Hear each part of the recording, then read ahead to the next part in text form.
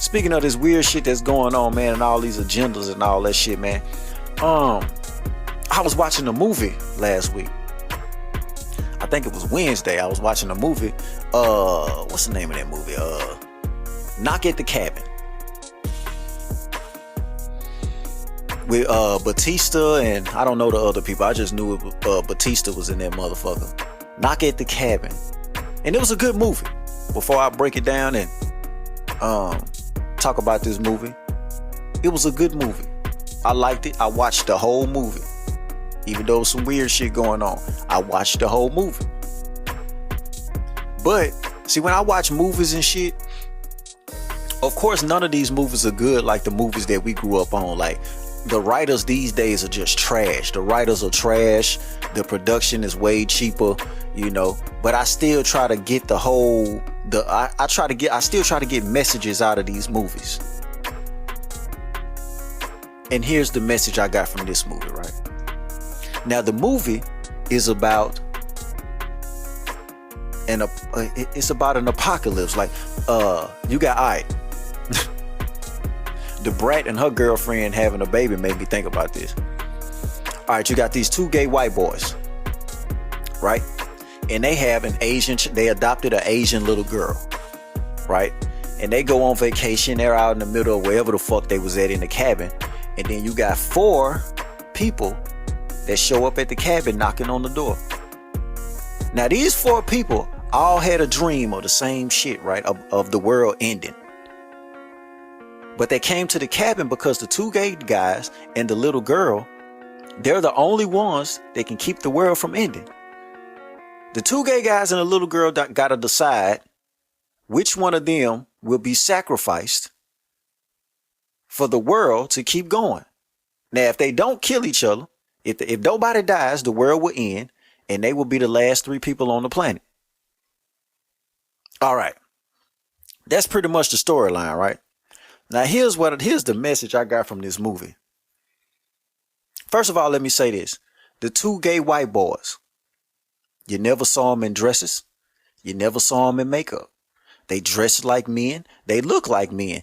Wasn't nobody walking around like Saucy Santana. Wasn't nobody twerking. None of that shit. It was 2 gay men. But they were white. Now, in my mind, if one of those motherfuckers would have been black,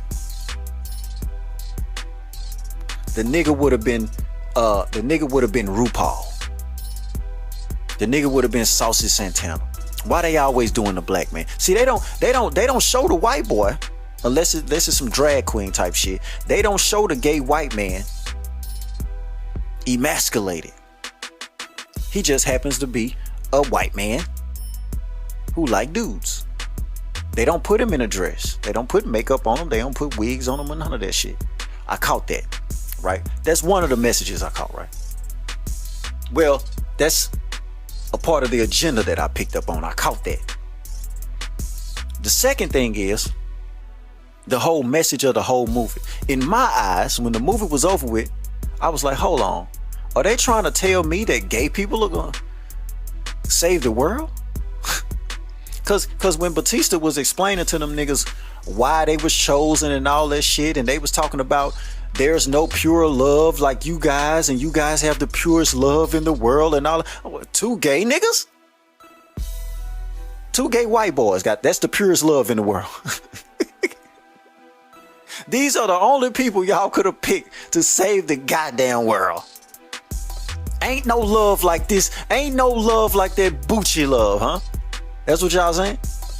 Man, get the fuck out of here. Get the fuck out of here. That was the message I got from the movie. And it made me want to come in here and just, I don't know, I guess rant about some shit. I don't know. Like I said, it's going to be a quick show. I can just run it on about this.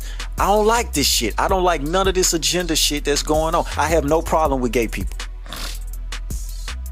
Gay people been around for a long time. Even when I was growing up, it was gay people. I've seen plenty of gay dudes growing up. I've never seen a gay man. When I was growing up in the 90s, it was gay dudes outside. None of them had dresses on though. Why does the black man?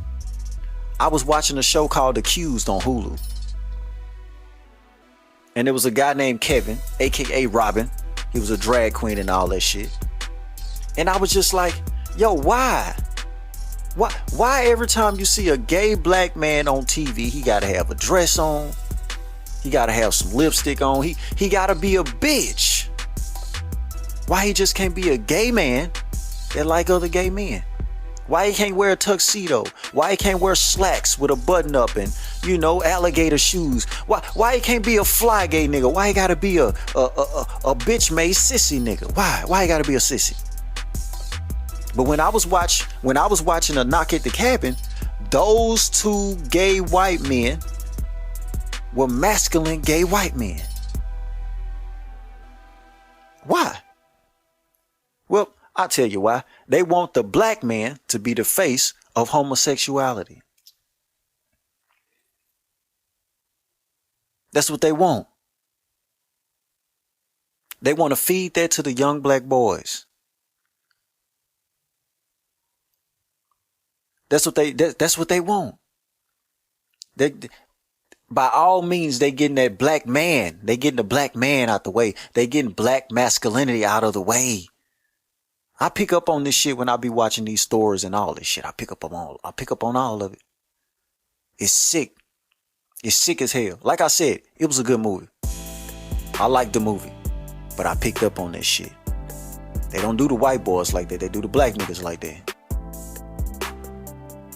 I don't think there's nothing wrong with being gay. I also don't think that you have to be a woman or act like a woman or perceive to be a woman for you to be gay. Just yeah.